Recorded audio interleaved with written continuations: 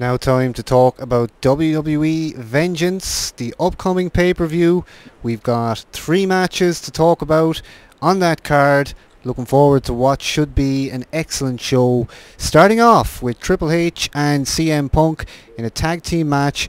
Those two are going to take on The Miz and R-Truth. Now that's how the storyline has been panning out these past few weeks. We've seen The Miz and R-Truth apologise at one stage and then sort of buddy up with Laurinaitis and the rest of the guys. And now we're seeing a continuation of Triple H Punk. They're not dropping the ball on it. It's going to be obviously that kind of teaming situation where the guys aren't too much on each other's page. So I would expect a little bit of maybe some infighting here, and I think it's going to be something that will lead us on to at least Survivor Series, but hopefully it's going to continue on longer than that. I'm really enjoying Triple H Punk so far, and I'm glad they're kind of using this tag team match as a way of extending it, if you like, and sort of not having another one-on-one borefest.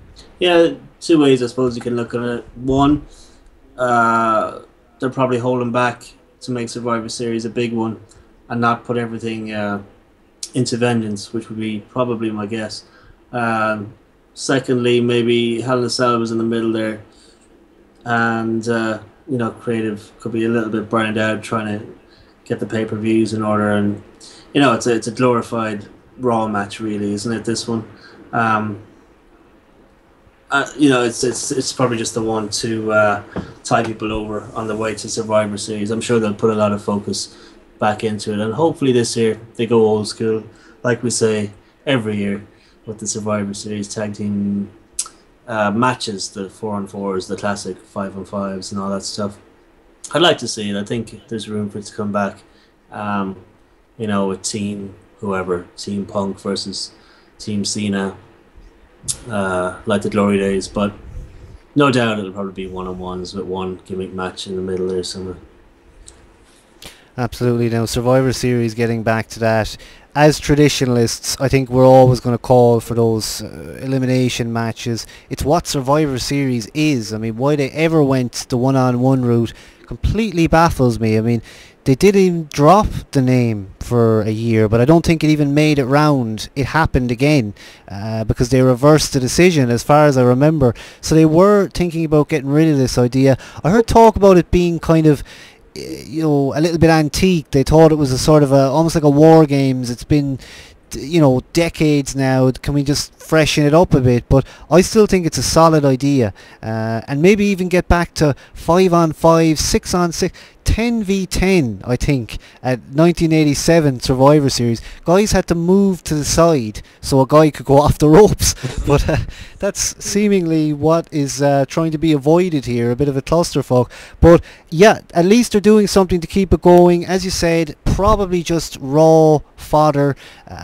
Will it go 20 minutes plus? Probably will, considering the guys that are involved. Triple H and Punk, I suppose, probably going to come out on top. Or will they? Now, will it be a case that Punk backstabs Triple H or vice versa? I suppose that's all what we'll have to wait and see. But I'm going to say, let's say that, actually, I'm going to change on that. I'm going to say Miz and R-Truth are going to go over. Punk is going to do something in this. There's room for a lot of swerves in this one, isn't there? With the 2 boys are still banging on about the conspiracy and all that everybody's out to get them. And when you got a Punk and a Triple H there, there's certainly 2 people that could be guilty in many ways of a conspiracy, especially the way things are these days.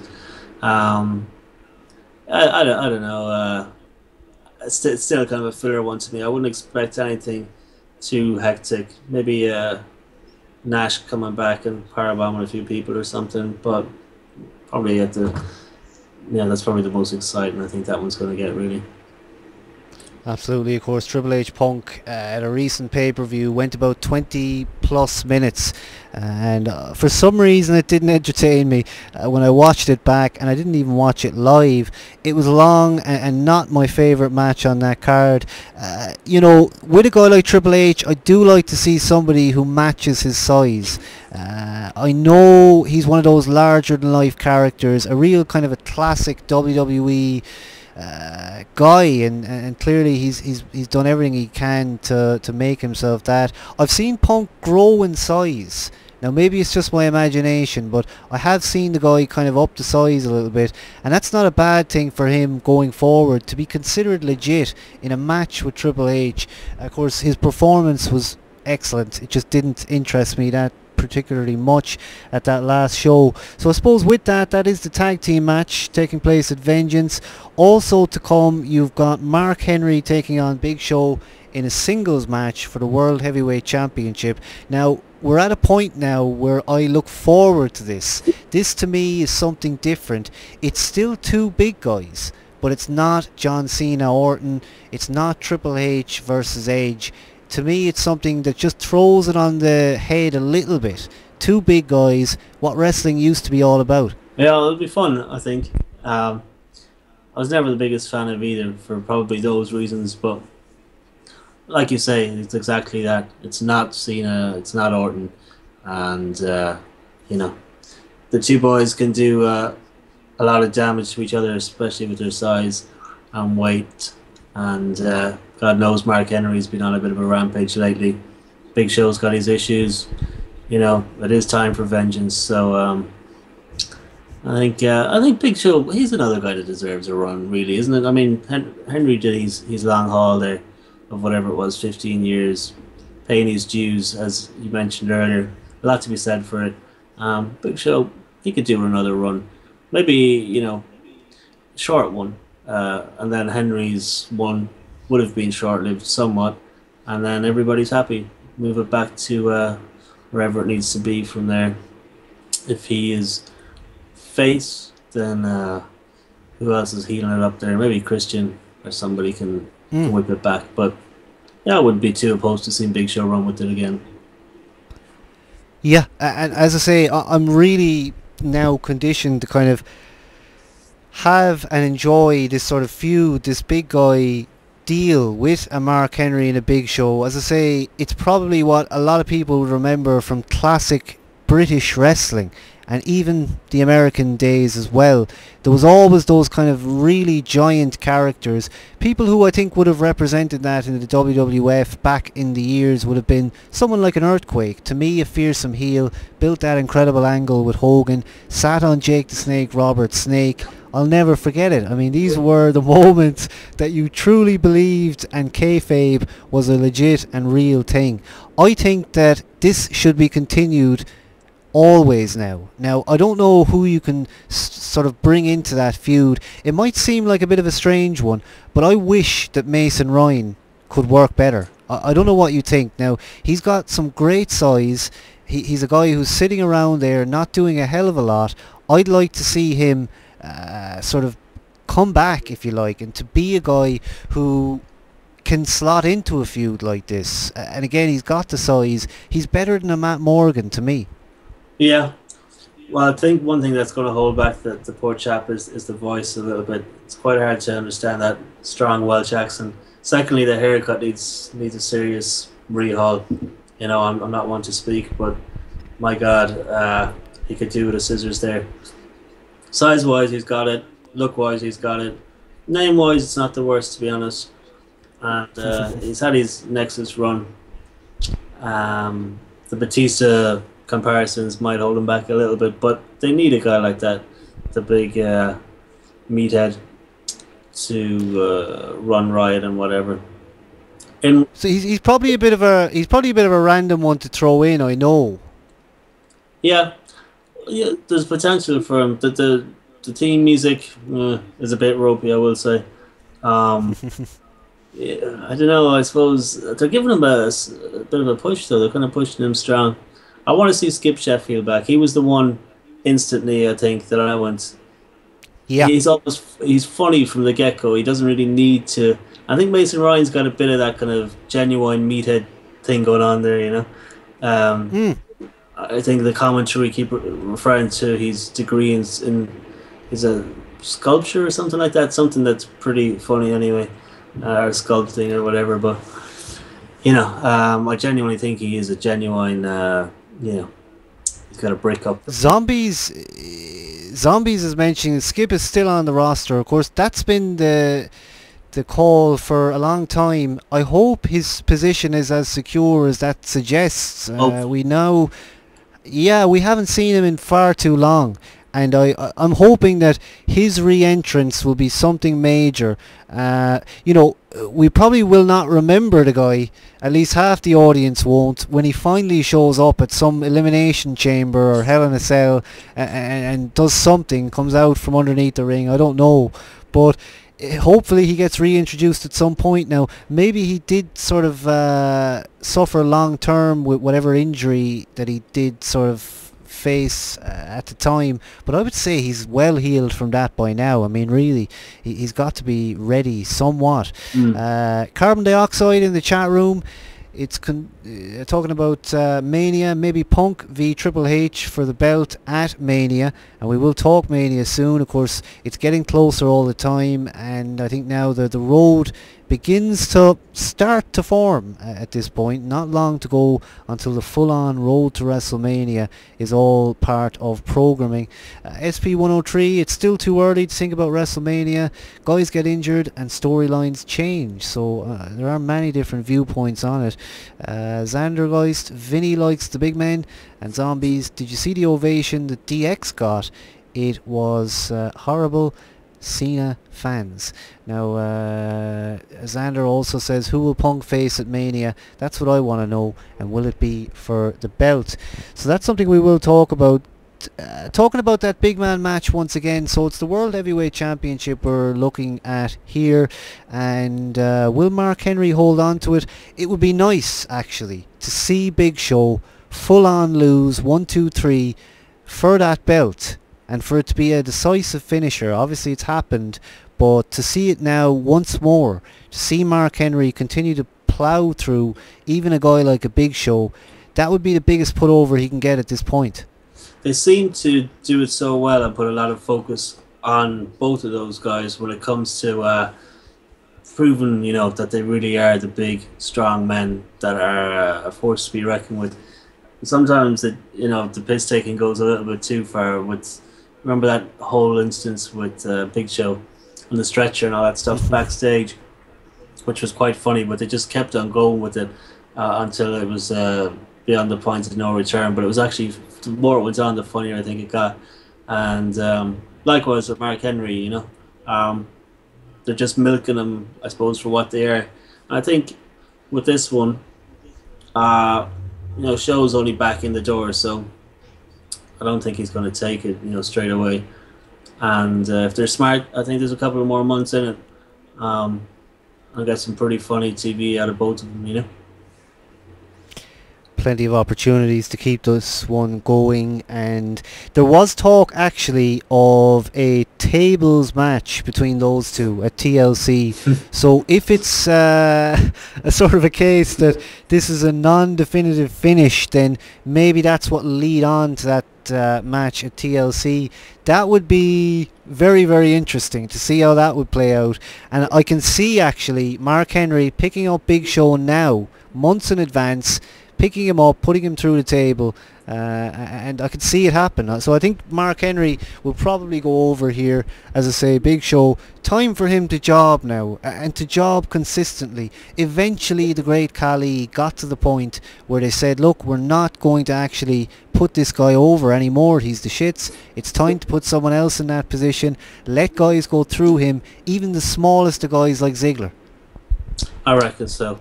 What the hell were you talking about? Sorry, I just totally lost track. We're talking about Mark Henry v Big Show, and I think we can move on now, I suppose, to the only other match announced for this pay-per-view so far, and I'm expecting maybe 2-3 more as usual, but it is Alberto Del Rio, current champion. By the way, you surprised actually how Del Rio is champion now?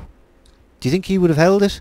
I think I'm not surprised, really, actually. I think he's doing a really, really good job, to be honest with you. Maybe they've kind of lost a small bit of focus with having him speak as much as he was, some bit, because it was always quite entertaining. But, you know, the grandiose entrance and Ricardo, should I say, Rodriguez doing his thing as always. Oh yeah, I think they can drag this one out a little bit. So who is it? Del Rio and Cena? It is indeed, and we've gotten back to that. We talked about Del Rio heading towards Cena a long time ago, and that also the who was the other guy that we had always tipped would get there, but actually quite didn't. It was Wade Barrett actually. We always picked him for those Cena matches. I hope Del Rio's not another Wade Barrett here, just a quick tryout, couple of matches, and then that's it. You're done, you know. Mm. I think ring work is where poor Wade falls down. Unfortunately, he could talk the talk, but in the ring, he's a bit all over the shop, I will say. Absolutely. It's been talked about regards Del Rio and his in-ring ability. Now, he is all style, but is he substance? I mean, it's character, and it's character-based. And I think the vehicle every week on the entrance, it all builds up a guy that hopefully is worth building. That's where I think is the biggest fear, is that you're going to put him in something extremely competitive, like, and try and duplicate a Cena versus Michaels at WrestleMania. I mean, will he eventually be in that big time spot? And I think, can he handle it as well? I've seen some decent matches actually out of the guy recently, where at the start we kind of questioned why such a strong push. He had his kind of Mexican background, and he did pretty well there and whatever. But I struggled to see why or what all the fuss was about when he first came in as Del Rio or whatever. Now, after whatever amount of time he's been there, I have seen that he's kind of got all sides of the place covered, really. On the mic, charisma wise, and in ring style, I suppose. He's a good worker. He's a good worker all around, and I think I suppose the gimmick really sells it. It really drives it home. When he's popular with a lot of the kind of smart marks, I suppose. And so I think fair enough. He kind of deserves it. He's quite entertaining, I suppose. Absolutely. So with that said, I reckon it's going to be... See, it's interesting with this one because it's last man standing. Now, with a match like that, you would expect that they will do anything they can to push Cena in that instance. And he has always been the Superman, if you like, and this would be the perfect opportunity to prove that and to kind of cement him as if he needed cementing. But they obviously always like to do that. So with that, I would say, and it always seems like when it's a Cena match and predictions, we're saying Cena's going to win. Cena, and there's been a few times he hasn't, but in this case, I'm going to say he's going to win. I'm going to say...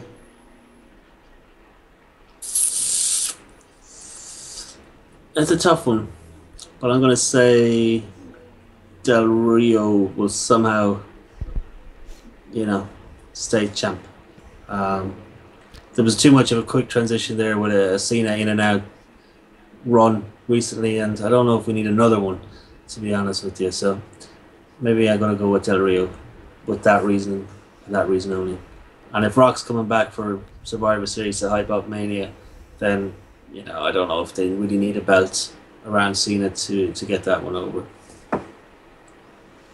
We're certainly going to have to track back this past year or two and see how our predictions went. I still haven't done that, and something tells me that the views of the predictions went down, so we must have been getting them wrong. Because you keep watching the guys that are getting it right, I'd say 99% of ours have been probably wrong. There was a few. I mean, we tried to predict, but we did our best. So let's talk to the chat room. Carbon dioxide before 06. I'm pretty sure they had Rock at Nasdaq when Rock was champion. Zombies says Wade Barrett is good on the mic. SP103. All companies can set whatever policies they want in regards to drug testing. And Carbon responding to that, if that's the case, what was the deal with the subpoenas to court? SP103 predicting that Del Rio is going to win this one, and yeah, maybe he might just take it home and then keep it for Cena for the next one. Of course, the swerve there regarding the last man standing would be that you would say, right, well, actually, it's not Cena that's going to win here. That's the obvious decision, that actually Del Rio would take it. And their logic, I think, sometimes works a bit like that. Let's just pick the one they're all not talking about. Carbon dioxide, FBI getting involved, making WWE suspend talent and whatnot. Xander Geist, WWE is strange lately, and that's good with The Rock return coming. Sonic Akuma, it's revolving around the fallout of the Benoit tragedy and the high use to the talent. And also Zombies, WWE banning all sorts there. And we hear SP103 says the FBI hasn't been involved with the E since 2007. Carbon dioxide, in 2009 when Ray dropped about to Jomo, was he the only one to get suspended?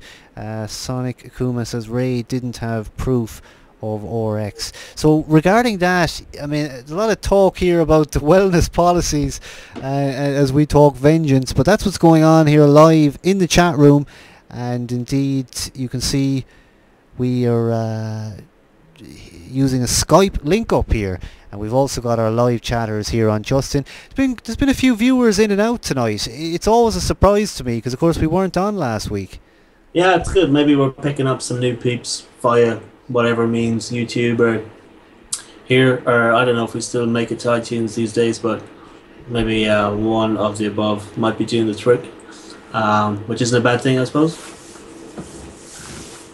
Absolutely. Better off with a couple of viewers, and certainly we're over the 22, 23 mark tonight, which is certainly not bad because we've been quite chop and change. Back in the day we were on every Sunday. Not as easy to do that in these recent times, but as we've been saying and building up week on week, there is a good reason, several in fact, to keep it right here. And also on our YouTube, youtube.com/TheWrestleDope. If you're watching this video now, then you're about 40 minutes in, so I'm not sure how many would have made it that far, but you can subscribe. Please do subscribe. And actually, our total upload views are doing very nicely. They're multiplying when we're not even doing anything. Nothing wrong with that whatsoever at all. Absolutely, yeah. I think some of the big organizations on YouTube will want to watch out because the total upload views are still going up without any uploads, and certainly with what's to come in the coming weeks, I think we're definitely going to be hitting the 500,000 mark sooner rather than later. Do you think? Well, we'll see how it pans out, but it's good to see some new kind of names in the chat room as well, unless they've seen it before. There's some new names there that are very new to me, so good to have everybody on board. And we've been trying out this remote access for, what's this, about the second or third time? Yes, about the third week actually. Yeah, it's going pretty well, I have to say. I still prefer being in the HQ, but I suppose it does what it does. Yeah, at least we can still put on some sort of a dope show. Absolutely, so keep it with us here on YouTube every week, and also on Justin, Sundays 9 GMT, 4 Eastern, 1 Pacific. We're hopefully going to try out Skype in a little bit, and whether or not that will make it to YouTube, I'm not sure. But if you do ever want to Skype us and you're not watching us live, then please do join us at justin.tv/WrestleDope Radio. I have to say that more because, of course, at one point we had justin.tv/WrestleDope, a number of auto DMCAs later, and we didn't have that channel anymore. But now we're here on, once again, justin.tv/WrestleDope Radio. You can't beat the self-promotion, and you have to self-promote something that is live every single week. So that's something I'll continue to do. I will continue to self-promote within the remit of talking here. That's okay, isn't it? That's okay. Speaking of self-promote, we should mention the upcoming good stuff that's going to happen without giving away too much. But we did promise it all summer, and I think we drove it into the ground. We promised it so much about the good stuff that's coming up. So speculate on that, because I've said some stuff. See what you can say without revealing anything, and keep the guys interested. right, I'll try pitch it some bit, I suppose.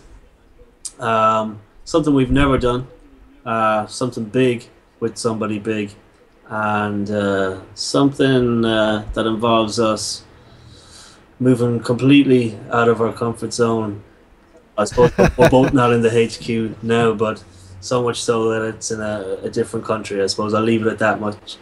Um, That's good. let's not give it away too much. That's pretty safe. So I won't go any further because I know I'll probably give away too much. But good stuff, I suppose. Good stuff to come in the coming months here on Wrestle Dope.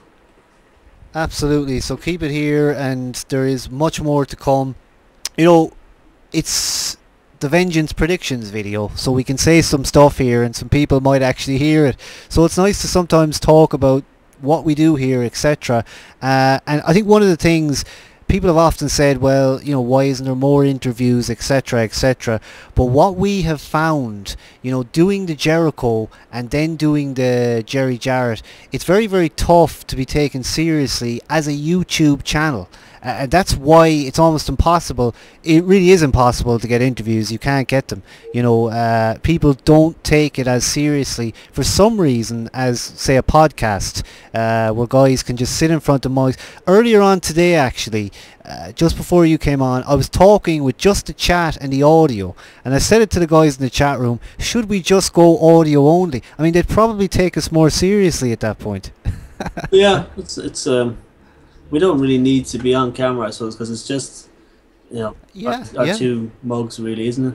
Well, it's just an interesting thought, but it does. I mean, at times you look at some of the podcasts and things, and they seem to be able to get these interviews without any trouble at all. But for some reason, I think a lot of people bury YWC YouTube members at times, and it's not taken as seriously, and I think that's one of the reasons. I don't know, I'm sure you'll agree that in a sense kind of fighting for, how would you say, credibility for what is a sport, for what we would view as a sport that has the ins and outs just like any other sport, the sport of professional wrestling. This is it. I think yeah, you hit it on the head there. I mean, there's a bazillion and one guys on their webcams, on their phones, on just about everything, giving their thoughts on just about everything as well in the sports entertainment industry.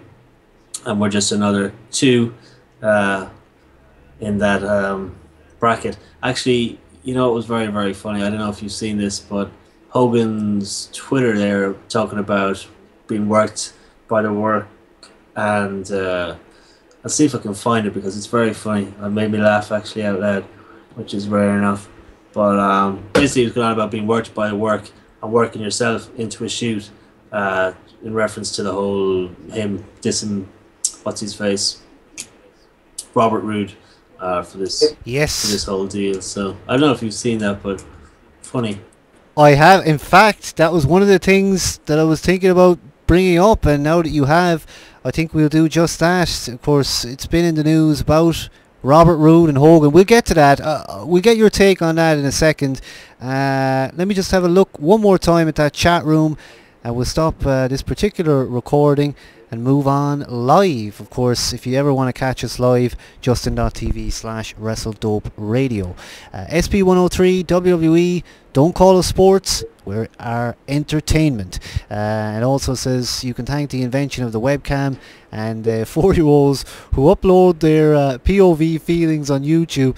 This is it, you see. I think you're right there. Xandergeist, true words, wrestling equals sport. Nice one. Carbon Dioxide says sports entertainment. And zombies, they T-Tom Thailand. I don't know what that means, but Sonic Akuma, that's a guarantee. Spike in views on what we were talking about tonight. And Xandergeist, I doubt it, but we do have 5 viewers on YouTube. Xandergeist, Punk will lose again. And also Kid Kong, when will the TNA talk begin? Very soon. Zombies, WWE is not a sport, it's a physic training channel. which is how it's easy to predict. And yeah, I think we're going to do a bit of Bound for Glory soon as well.